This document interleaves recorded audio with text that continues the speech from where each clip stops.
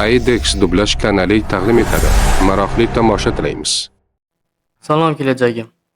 Men bu videoni kelajak uchun yozyapman. Ya'ni 10 yildan so'ng bu videoni yuklamoqchiman.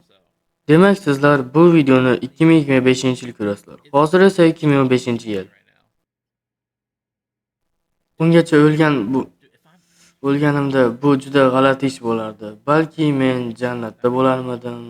Agarda bu videoni ko'rayotgan paytingiz menda million obunachi bo'lmasa, demak, meni hayotim muvaffaqiyatsiz o'tgan. Men umid qilamanki, kelajakda obunachim 1 million bo'ladi. 10 yildan so'ng men maktab va kollejni tamomlagan bo'laman. Va YouTube'da ish olib borayotgan bo'laman. Balki hozircha YouTube'dan zavq olyapman. Umid qilamanki, kelajakda ham xuddi shunday bo'ladi. Bilmadim, agar obunachim ko'p bo'lsa, balki kelajakda men aqldan ozarman yoki boshqa narsa.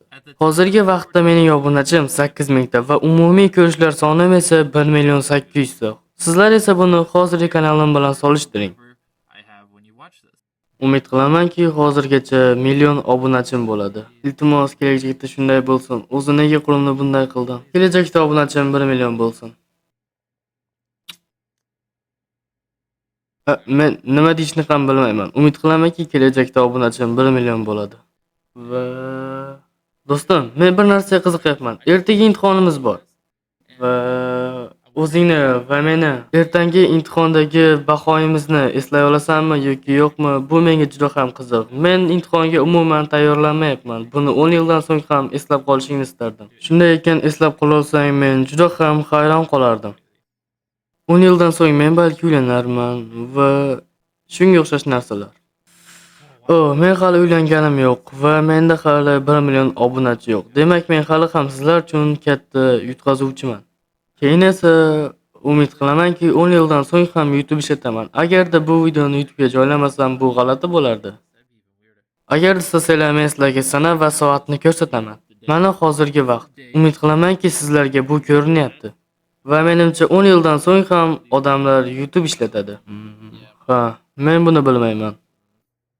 Ha, meni sochlarim to'kilgan. Lekin menga baribir umid qilamanki, kelajakda vaqtim zo'r o'tyapti. Xo'sh, va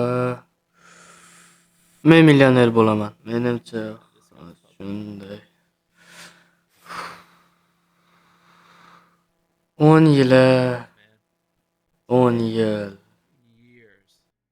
Men ancha o'zgaraman. Rostdan ham juda ham o'zgaraman. Mayli. Mayli, ko'rishguncha yigitlar, yana ko'rishamiz. Va mana bugungi kun, hozir 4-oktyabr. Va yana aytganimdek, 4-oktyabr. So, yeah, like I said, this is October 4th.